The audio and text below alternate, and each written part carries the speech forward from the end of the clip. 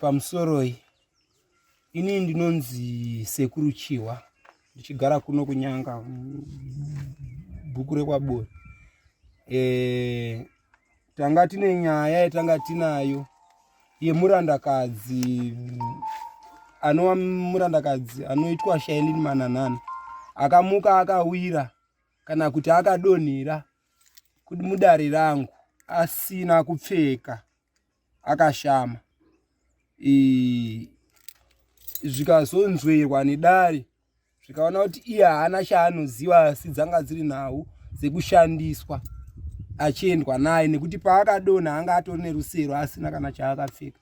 Saka ndiyo nhau yetanga tine mhuri yekwaMananana tichienzanisa dare racho kuti zvionekwe kunzi zviri kubvepi zviri kuendepi zviri kubvepi zviri kuendepi.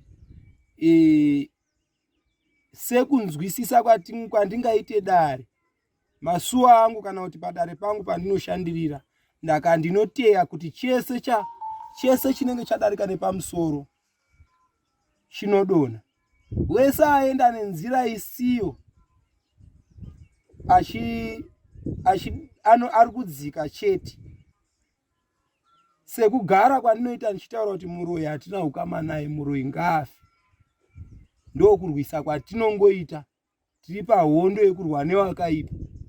Ndokutsanangura kwangu idare rekwaMananana ratanga tinaro. Ndinotenda. Alright. Sekuru, isusu ruzhinji vamunenge mabatsira panapa vari kuzodzoka kwatiri vachiti sekuru venyu havasi kutibatsira, tikavafonera foni dzavo havachatidairi apa mari tinenge tavapa. Zvichida mungatitsananguriro ipapo. Ndakamonzwa muchitaura nyaya yekuti pamwe munenge muri mumatare. I think mukatsanangura ipapo tongonozviisa pamhene vanhu vazvinzwire vega kuti chii chiri kukonzeresa. Ndinotenda. Nhasi uno masvika panapa. Masvika matare akavharwa. Panopamba panoungana vanhu panozara. Handifambi nemwoyo wangu inini, ndinofamba nedare zvirinenge richitaura kana kuti kutsanangura. Ndinoenda kumashure kwedare. Munhu ukanzi waitirwa dare rako mira usvika pakati, hauchafanhi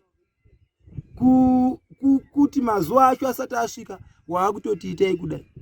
Ende unenge usiri wewe gaba, unenge uda kubatsirwa. Zuva nezuva handioni vanhu vari pasi pe100 masuwa angu.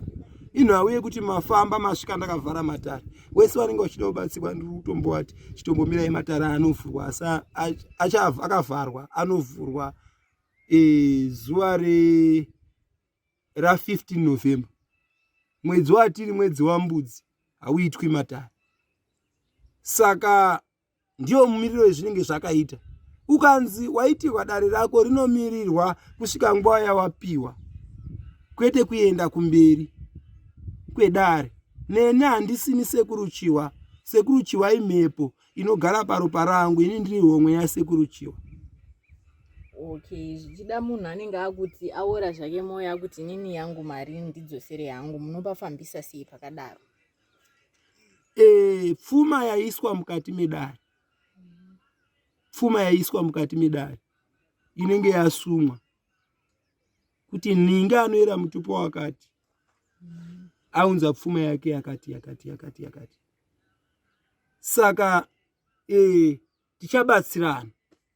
Munhu wazotanga kuti zvazodai, munhu ari kana kuti paharara apa unomuti chiuya kuno ndikuitire dare, haachadi. Zuva nezuva anenge achingoti madii, maita sei, haachadi kuuya kwachoba. Zvinoita sekuda kuedza matare. Matare akaedzwa anogona kuzoti tinogona kuzoitirana dzimwe mhiko dzakaipa kana tichiedzana kumatare. Okay, alright. Ko tanzwa futi zvimwe zvekuti I understand Ndaruza, Innocent Ndaruza wechikoro chichenchi paakambosvika kwedu aiti akabva kure chaizvo. Ndakanzwa kuti imi munoshandira achinzwa paNyanga FM. Asi tikunzwa izvo kuti Innocent Ndaruza itori neighbor yenyu kunoko. Neighbor kupi? Pamba pana Innocent Ndaruza ndipapa, ndinofunga muri kunoko. Ndipa pana Innocent Ndaruza pa. aiwa isusu tiri kuita manzwira ataita muri kushanda nemanzwira tinogona kuti tiende mudare tishande nedare tinogona kuti batsira iye akuudza izvozvo ndiani pamba pana inose Ndaruza pacho ndepapi aiwa Sekuru hatisi kutukana sikupokama but zvinhu zvokuti vanhu handizva mafeedback isusu tabudisa chinhu handiti vanhu vanozofona chipa mafeedback handizve ndizvozvo saka neighbor yangu aiwa Sekuru chibvunzai kuti paNdaruza pacho ndepapi handi mauya ere hamusi kufona inzwai Sekuru isu tiri kutaura zviri kutaura mafeedback handiti chinhu chichikuteerwa nevanhu vakawanda that's why munoona muchifonerwa handizvo tunzwisana here baba tunzwisana ndizvozvo right saka hatingatadzi kutaura zvatiri kutaura nevanhu handiti mupanzwisa because isusu tinoreceiva mafeedback mafoni number totovapa mafoni number that's why muchiona muchifonerwa nevanhu vari kuSouth Africa vari kupi handizvo mupabata saka torega kutaura zvekutaurwa nevanhu here tongonyarara here aiwa zvakanaka asi zvinhu zviri kungotaurwa kunzi yakaromba ine ndiri kuprofe kuti achaunga waurombo nekuti mwana akazvara mwana ane 1 month here aibva angodziya muviri usiku batobuda ropa vaenda kuchipatara kwavo batofa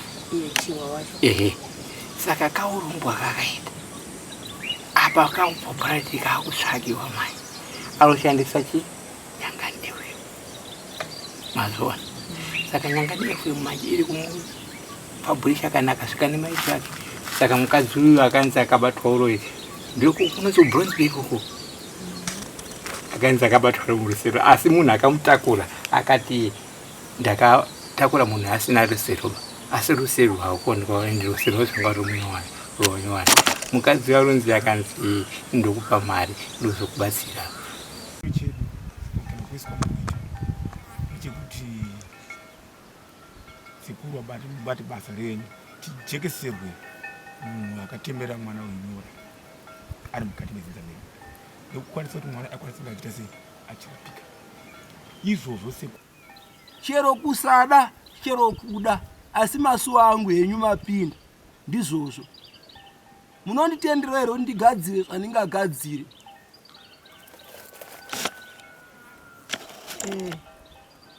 zvamuri kutaura izvi tauya sekutaura kwakaita humwenyu kuti hongu kwete hongu wari pakati muchandisimukirawo mondibatirawo kanokwana kuita kanomwe rudzi rwangu rwetsvimbo pamusoro apo sekudai mosimudza modai mosimudza modai mosimudza kanokwana kuita kanomwe mobva matora yanyu kuzorwa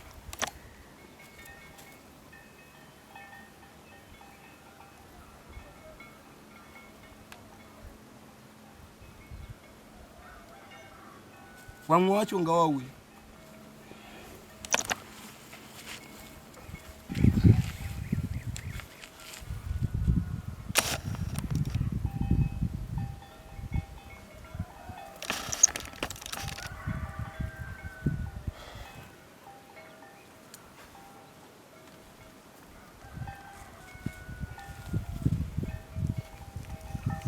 uya undibatirewo karudzi rwekatatu panzvimbo yangu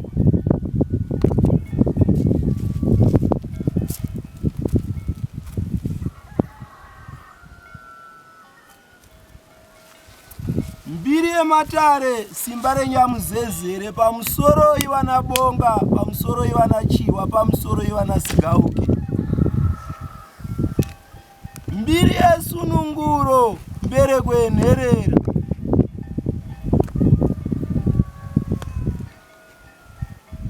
shamanai shai simba revashibhiana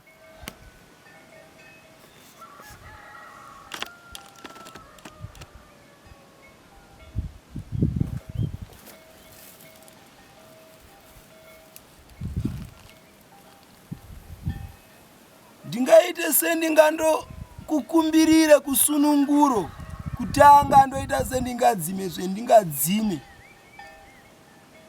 kuti nyore idzi dziganuke kutanga ndoita chikamu chepiri uchandisiwawo marasha emoto umu toda kuti tiite setingatapidze rudzi rwechinhu ichi wotaura zvaungade kuti zviite ndoita sendingaise rudzi rwemushonga wandichaisa mumoto umu.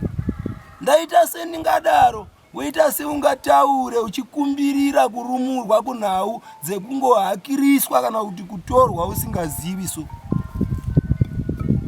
kumbiriye matare katatu kasingazofika guma. Ndinotsanangura nhau ingati hatinawo chatinoziva hedu asi kuhakiriswa nekuendwa nesu. Nhasi uno tinorarama tichingosemwa, tinorarama sechiseko chenyika. Mwana uyu akadonhera pano pasuri. Kana muprofita anguti akadonhera kunyazura zvatosiyana. Saka ipapo maprofita kwamutoko tafamba tiri vanhu vanokwana 5. Aititaura kuti mwana akarwarira kumusha iye arwarira kwamutoko. Ndo chinangwa takaita kuti tiende kwamutoko. Pabudo rimwe shoko rekuti kwaakarwarira enda ikoko. Unoziva here zvakaitika?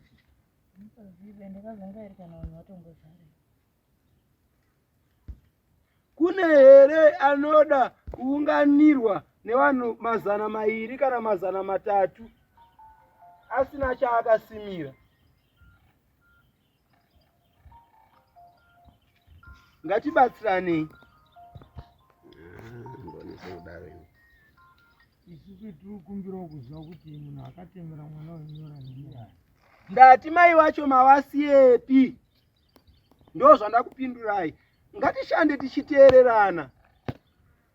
Apekutanga mangoti mai vacho mavasiepi. Ndo zvandiri kubvunza futi kechipiri. Zvakureva kuti pamwe mai vacho ndo akatemera. Ndati mai vacho wendatsanangura anoraramira mukati menzvimbo yenyazura. Kune kutambudzika paropa rake. Hazvisi kutsvaga mukwasha izvi, zviri kutsvaga mukunda kuti agare achinyunyuta. Chakaita kuti aremare mambo chi? Chakaita kuti gumbo ridai. Ndakambomuona.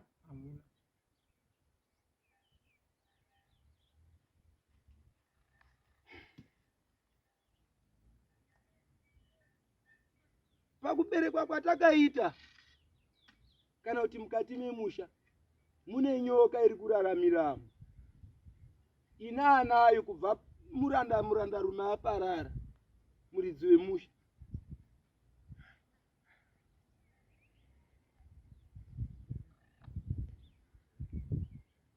Zvadaro ndizvo zvine kudzungaira. Chero nhasi unoyu mukurarama kwedu kune kuenda nekudzoka. Hatina kwatiri kubva, hatina kwatiri kuenda. Tasvitswa pano tadzorerwa, tasvitswa pano tadzorerwa. Nhasi uno tingaendeswe kumberi nechikomborero chingamire chakanaka paropa redu. Asi mweya mupikisi wezvakaitwa izvi kana kuti zviri kuitwa izvi zvinongoti wasvika hako asi iwe uchadzoka. Chimwe nechimwe chiri kuita juti racho. Mweya mupikisi unozondodzorerawo kana uchinge wasvika. Wabva uko uchisimudzwa nechikomborero chiri paropa rako, asi mweya mupikisi kuendeswa kumberi tinogona kuendeswa. Asi kudzoka futi hatiregi nekuti mweya mupikisi anenge achitiwo ndiri pano. Ndinotenda katatu. Kune nhau yekunanzviwa so. Hapana pawakambopiwa zvawakapiwa here ukaita sewakazorwa so.